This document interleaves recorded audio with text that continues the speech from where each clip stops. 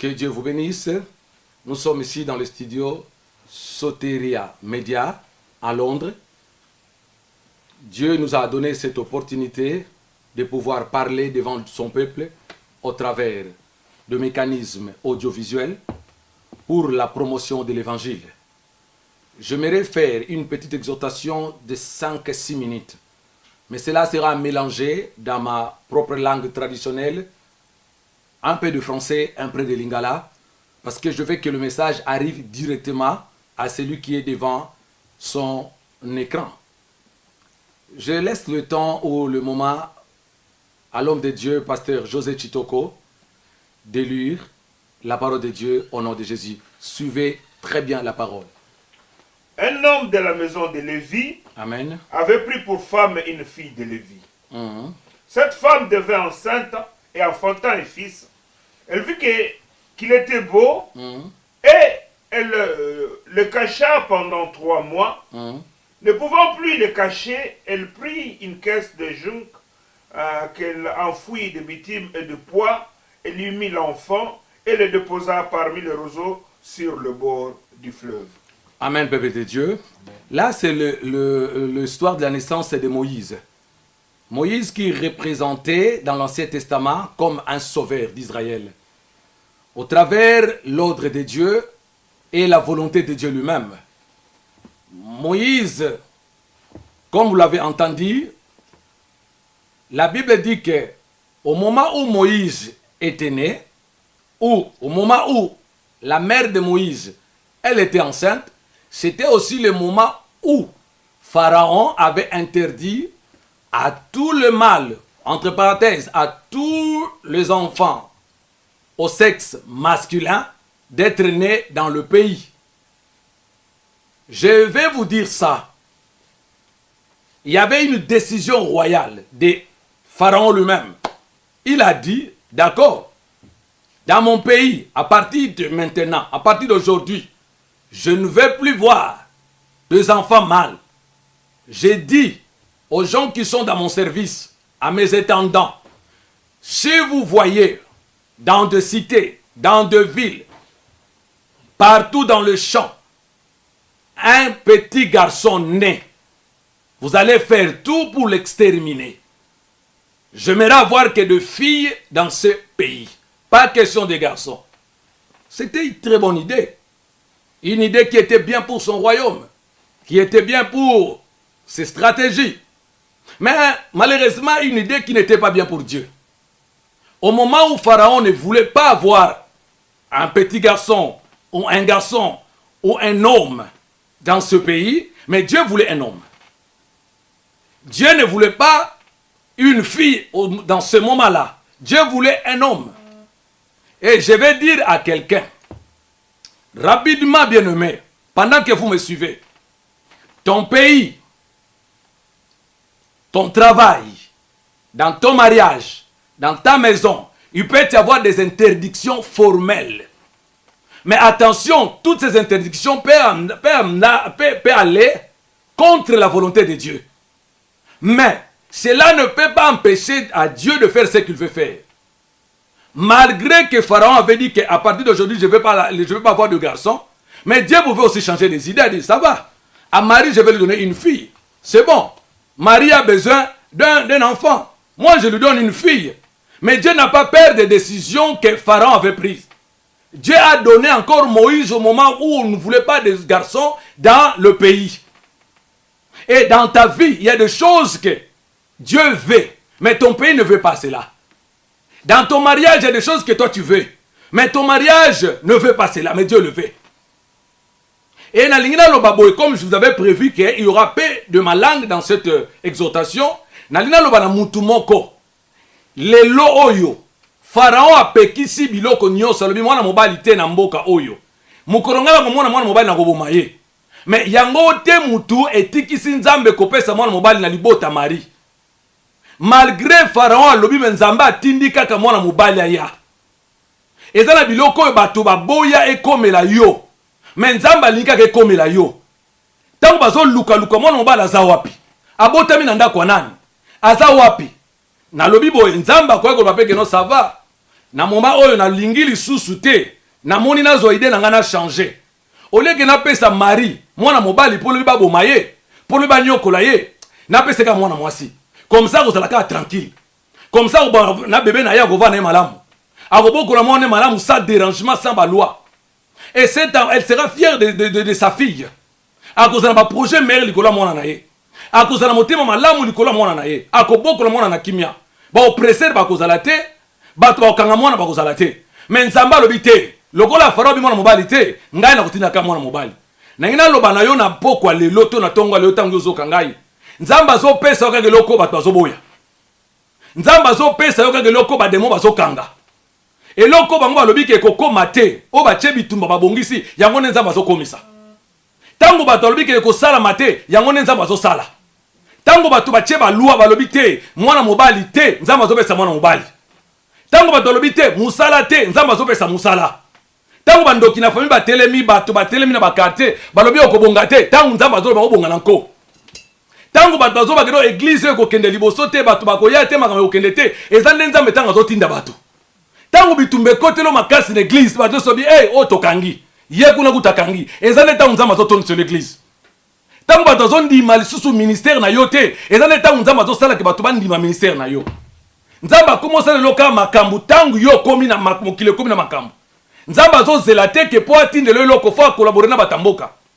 alingi te ke no toyoka na pharaon. Moi, je veux un garçon dans la famille de Lévi. Toi, tu ne veux pas de garçon. Maintenant, on veut négocier. Nous allons négocier ensemble entre nous deux. Toi, trouver compromis. Tokotala, tout ça, la balotage. S'il y aura moyen, et moi qui est le Dieu, le Créateur, et vous qui êtes Pharaon, le roi d'Égypte, nous pouvons nous mettre d'accord, décider ensemble. Te, nzamba zo décision na te. Pharaon yo boy, menga ndimi. Pharaon boy mwana mobali, menga nzambe na kupesa mwana mobali. Tangu batu bazolo basute tozela bango kuna bayokana po tosala boy nzamba yokana kana mutu te po asalelo makambo kaka oyo yo monike ko sala mate oyo bango ba monike ko sala mate yango nzambe azosala ko bangelo kote kolenga pelo kote osoyo kisango batu moko quelque part balobi na yo boy e osimba te fiançailles wana yo bandi ekata na ngona nzela pona libota na bango babala na bango baluba te batandu te bambala te bayanzi te bambunza te bazombo te. Essayez bandi balua na bango nyoso bana na bango soki babala kaka usoti baluba usoti baswahili usoti bakongo babala na bango na bango mengana yebisho mobalo yo bokute na ye bokobalana po nzambe atindeli ye yo na moma okuna bango baboyi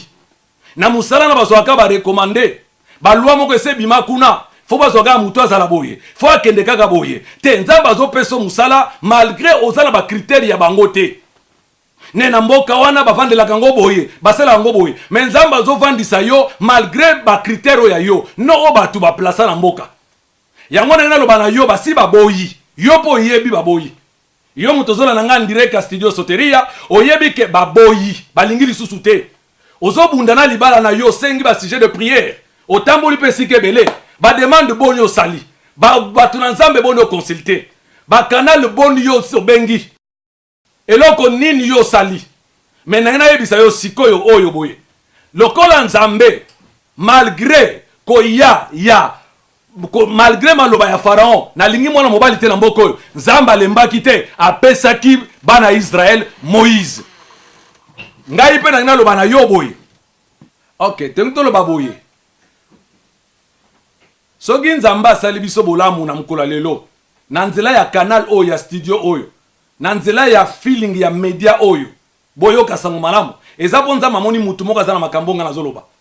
na moni mutu moko na ndenge tovandi na blobite na moni na prophétie mais na kanisi mutu moko na lingala na symbole lingala ke mutu moko na tongo lelo to na poko lelo basi baboyi makamu na nyonso balu ese bimi asa somba ki blamba mariage asa ki basala fête asa pesa ki bambongo ba location ba voiture asa frapper asa liba impression ba invitation mais mutu wana ba yego ebisa ekekeba toyoki sango moko à côté balingi balukela mutu wana mwasi mususu to mobali mususu pona libota na bango babala kaka boye mais yo muto yo nzamba apakoli na mukola lelo ayebi bato basi baboyi mais asalo lokola Moïse malgré balue sebimi mais yo kolonga yango moni tangu Isaac ke kobala bayebi siye bala leki boye bala boye na balwa na biso yaya bala leka bala kate liboso ya yaya ya kipakite abali mwaso ya lingi na balwa na bango na makambu na bango na komona na bango eza ndengwana na lobite bazana tort Pharaon azaki na tort te asalaki yango mpona bolamu ya territoire na ye mpona bolamu ya royaume na ye alingaki azala sire na kimia alane kobanga bana mibali kobotama na bango po ayebi te lobi nelinga oza ndenge nini me bolamu na ye ezalaki bolamu ya nzambe te kolingana ye makambo na yango nzambe alingaki te bazalaki na emoniselo moko te na nzambe nzambe posana ezalaki na mwana mobali akoma amoni bato bazosouffrir bakobima ndenge nini baza na boloko baza na kati ya bowumbu nzambe azokipe te kaka yo muto nzambe azopesa esika libala wana nzambe azopesa esika musala wana eza mpo olongola libota na bowumbu olongola mboka na kati ya bowumbu basi balobi na mboka na biso na RDC bakonzi nyonso batiaka kuna bauta kaka na poto te yo oza pembeni soki nzambe abongisela esika okovanda o nzambe abongisi mutu akokanga yango aza te o nzambe aponi mutu akokoboya yango aza te eloko nalingi ngana to comprendre baloi ba ordre o bato na mokili bazosala ekoki kobundisa nzambe te po nzambe nde aza inspirateur ya baloi nyonso ya mokili bato na mokili nde basali yango mabe mpo na bapouvoir na bango mpo na gloire na bango me nzambe nde mutu aza kolo makambo nyonso soki aboyi aboyi Pharaon azelaki azeli me naloba na yo bato kaka baboyi ke mwana mobali akobotama te bakobokola yo mwana mobali bakobokola lipamboli na yo basemeki yo baboyi libala balobe pa na biso lokola noko na biso lokola ya na biso toleki na biso da mukongo akobala ka mukongo yo muluba ozokozwa libala kuna yo muswahili ozozwa libala kuna yo mungalo ozokotela ndako wana bakobokola lokola mwana na bango po babokolaki Moïse lokola mwana na bango bapesaki ye bokonzi Pharaon abosanaki age ya mwana tango azwi mwana na kata ndako na nzela mwana na ye na mwasi akoya kotala age ya mwana alobi mwana oyo aza be babota misika oyo ngai lobi na pekisi bana babotama te me mpona nini babomaki mwana oyo te to ngai moko naboma ye tosila na kaka awa parce que lokola bato na ngai bakoki koboma bana mibali te tika ngai moko naboma ye mpo aza mwana mobali me azwaki na bokonzi te na nguya koboma mwana yango te azwaki meme mpa makasi koboma mwana yango ndenge naloba na yo soko sokoti kuna ovanda esika nzambe atiaki yo mutu akobebisa aza te mutu akobengano aza te mutu akolongola yo aza te likambo ya nzambe ezali obotama okelama osalama okota epai ya tindi yo bakobokola yo koleka na bana na bango moko basemeki bakolengela yo koleka basi ya minoko ya mboka baya na bango yo za na kimia na musao yo kanisi bazwaka bato lokola yo te bazwaka bato ya science occulte bazwaka bato occultiste fokota baloge yo bakozwa yo bakosepela na yo koleka na bagrand maître na bango occultiste baza nango kuna na naloba yo epai yo bato bazondima yo te na quartier bali komona yo te ah non ye na quartier tolingi bango te bakosepela na yo koleka bavoisin nyonso maloba na nzambe oyo elobami oyo yango esali Moïse asala Moïse nzambe alongola kobanga na Moïse kobanda kobima naye na mai ayoka malili atambolaki likolo na biloko na pamba mais problème ezali epai yo ozokoma kotala te nzela libala yango ezokende kotala te voi nini yo ozotambola okoti na avion te mpo koma te mpo ozali Moïse batiaki na mai lolenge mona Yesu atali te voi oyo ya botamaki epai avandaki mais atali makambo oyo ya kosala yo tala makambo oyo ozokende osala kuna tala bana oyo ozokende opesa libota kuna tala makambo ozosala na okende Chine te kuna makambo ese bebi dollar emati gauche droite makambo ozosala masu malamu te na naloba na yo tangu yo kobanda yo makambo nde tangu dollar ekita yango wana na poto mikande koma pasi tala kutu bazobengana ba immigré tangu yo zokota ndenge balo ezofungwa yango wana o kote kuna na musala wana bazokota faillite oyoki liso na Joseph te tangu makambo ebebi nde ba Joseph mbala moko kombo Joseph etomboma mais tangu nanu nzala ezalaki te nzambe azako préparer Joseph mpona kosisa nzala ba Egyptien nzambe azo préparer yo azo prepare lokola preparaki David mpona kosilisa esengo ya ba Philistin nzambe azo prepare mama malamu yo kotala te nini ozwi musalango kotala te nini bazolobela yo kotala te ba retard na bonzambe na makambo na nzambe retard ezalaka te voyage ya Moïse na mai ezalaki très lent kokele kochola na mai eza maleme na mutu azokende vitesse na ba Ferrari mais problème ezali kokoma nde Moïse akendaki na mai malembe na kati na kobanga epai mama na Moïse azalaki kimia ezalaki te mutema na ezalaki akobeta mwana ngo akozinda to akozinda te akokoma to akokoma te na naloba na yo babwaka na mai ya malamu nzamba abwaka na mai ya malamu na mwana na mai oyo barene basukolaka yango nzambe abwaka yo na mai oyo bato na bozwi basukolaka nde abwaka yo babwaka Moïse na mai ya pampamba te babwake na mai oyo Faraon sukolaka epai mwana Faraon sukolaka bakengelaka yango bato babombaka yango nzambe atinda yo te epai na bato na pampamba baconnexion eza baconnexion ya pampamba te nzambe alobi mon serviteur prospérera il montera les escaliers yo ozala devoir akomata malembe eloko esilisa Abraham esilisa Jacob esengo eza bozwi ya Abraham te eza eloko te ezaka ndoto ya lotaka amoni escalier koluka likolo kokita na se amoni baange bazomata bazokita be esili awa esika wana ezalaki so likambo Abraham te ekoma likambo ya Jacob na nzambe me na nzela ya bapromese ya Abraham na natali so eloko yango na kati na poko lelo soko oyambi biso na studio soteria na tongo nzambe apambola tongo na yo tambola na nzambe banda na ye anganga na nzela na yo soko oyambi biso na pokwa butu malamu na kombo na Yesu bobondela mpona biso na kati na canal oyo bokolanda biso mikolo nyonso na ba YouTube na ba Facebook bokopartage ba message na biso soko oza na besoin ya lisolo ya lisungi ezala ya prière ezala ya conseil ya vie na sima ya message tokotia ba numéro na biso impression oko contacter pasteur José Chitoko o azali responsable seigneur ya musala onzama pesi biso na mboka en Angleterre yenda ko yeba ndenge ya orienter yo même dans la voie de la prière même dans ba conseil humain parce que maman ya Moïse asaleka ba conseil ya molimo te a comprendre ki to banda kotonga yo effort ni ozo sala poko tanda kwa roi eloko nini oso bandi ko sala poko o gagner mariage na yo maman na Moïse azwaki asali ye moko abima architecte pona bolamo mwana na ye ye moko avande bandi ko tonga boato pona mwana na ye yo eloko nini oso tongi pona bolamo bana na yo pona bolamu ya gloire na yo pona bolamu ya succès na yo okanisi ke tango ekokende kokwea te muta kozinda za te nzamba azobomba yo bango baboyi mona mbala botama te me yo zokotela bango na ndako bazomona na miso etango bazomona yo mbeli likolo na yo kokota te bakoka même pas bakobokola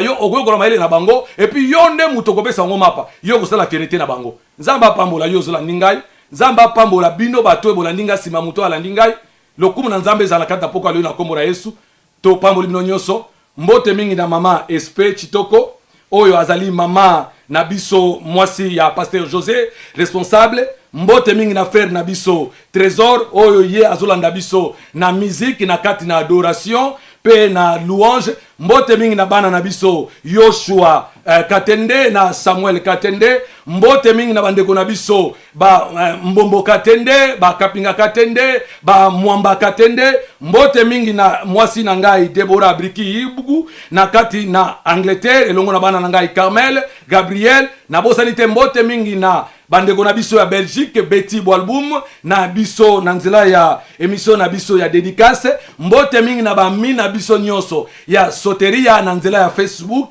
mbote mingi na balandi na biso nyonso na Europe pe na RDC nzambe ya pambola biso sima ya miziki kitoko ndeko na biso Trésor bongo bo simba makomi na nzambe botanga bo banda kotonga ba bitumu banda kotonga ba barke oyo kokotsa bino na ndako na gloire bo pambola nzambe bo banga eloko te malgré koloba na bango bino bokolonga boza destiné ya ko gagner destiné ya ko monter non destiné ya ko perdre nzamba longola bino na rang ba perdant alongola bino na rang bato ba ko perdre lobi atombola kombo na nzambe nzamba pambola bino na kombo na Yesu Masia bongo na lobi bongo amen shalom et sika bozali